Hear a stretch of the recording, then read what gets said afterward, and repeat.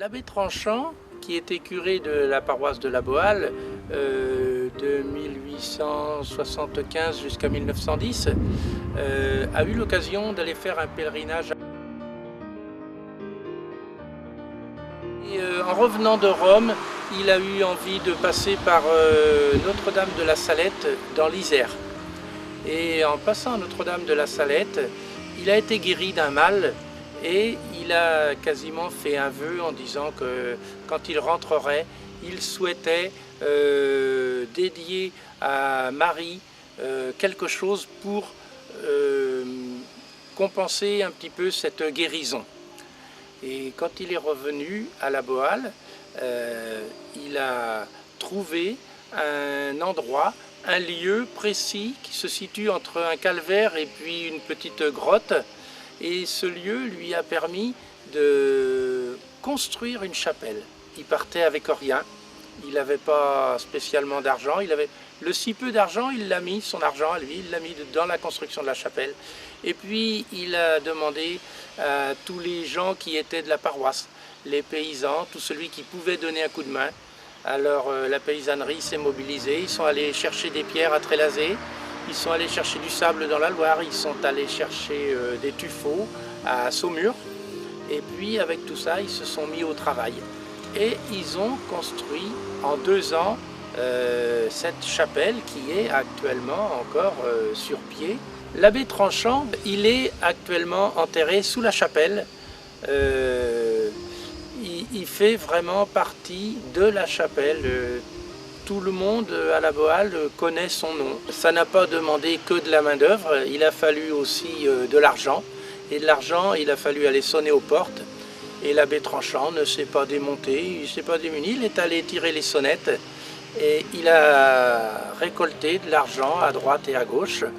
Et il est allé, il a écrit 2 lettres à 2 papes différents pour obtenir de l'argent. Et il a écrit aussi à Mélanie, la petite jeune qui avait vu la Vierge, pour lui présenter son projet et lui demander ce qu'elle en pensait.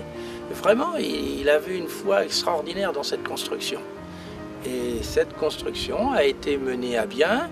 Elle a même, dans les années 1890 jusqu'à 1915, été un lieu de pèlerinage très important. Il y a un ensemble architectural important qui s'est créé autour de la chapelle. Il y a un patronage, au départ c'était un théâtre, après c'est devenu un patronage. À côté de ça, il y a un jeu de boules de fort qui est un jeu de boules très très local. Et puis il y a un calvaire juste en face de la chapelle avec une petite grotte qui reçoit la Sainte Famille.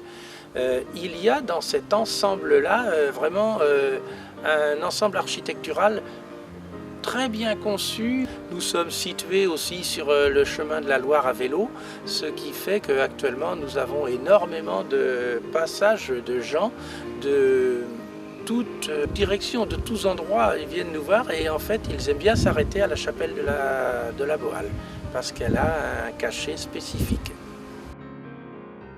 Actuellement, notre souci, c'est l'âge et les pierres qui se dégradent. Donc, nous voulons la maintenir dans l'état qu'elle était. Effectivement, on est allé tirer les sonnettes, nous aussi, à droite et à gauche, pour pouvoir récupérer un petit peu d'argent, permettre de maintenir cette chapelle dans son état. Voilà. Il faut absolument faire des réparations d'urgence, de toiture, de choses comme ça. Mais on a bon espoir, on va écrire, on a déjà écrit à l'évêque, on va peut-être écrire au pape. Enfin, c'est une idée, et il n'y a pas de raison que ça ne marche pas, puisque l'abbé Édouard Tranchant, il l'a fait, il avait une foi inouïe. Il n'y a pas de raison qu'on ne le fasse pas nous-mêmes.